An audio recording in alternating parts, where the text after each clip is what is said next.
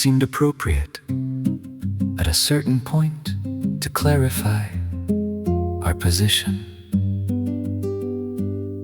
on naming. Not as a correction, not as a response, more as a contribution to the shared method of proceeding. I began with something simple. We name things so that we can refer to them later. This felt reasonable. I continued, not because I was asked, but because the structure benefited from completion. A name is a handle we give to a form, a way to return to what otherwise might not perform. It holds an object steady in mind, a marker of something we'd like to refine. I indicated the nearest object previously used without designation. This is called a chair. They acknowledge the object, not the word. I adjusted the explanation. The name allows us to discuss the chair even when it is not present.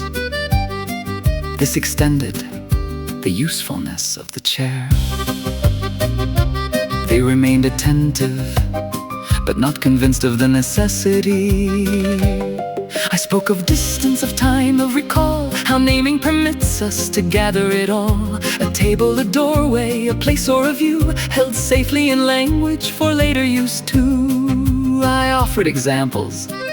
If I say fire, we understand what was present earlier. The fire remained present. This weakened the example. If I say tomorrow, we can prepare. They indicated a gesture that seemed to mean when it arrives. I continued, less firmly.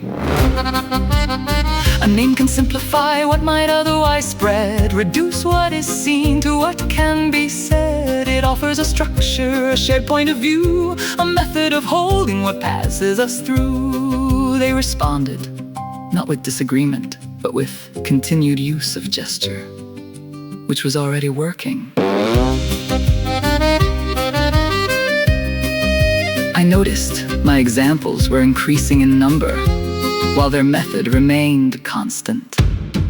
I attempted to justify what we tend to name, to explain how we hold what does not remain. But the more that I added, the less it was clear that naming was solving what gesture kept near. At one point I paused, not for effect, but because the argument had reached a sufficient length.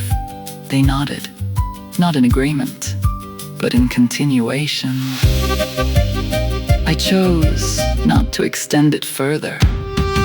I attempted to justify what we tend to say, but it functioned no better than pointing the way. And while I retained my preference for names, they moved through the world without needing the same. By the end, I still believed in naming, but no longer felt required to demonstrate it.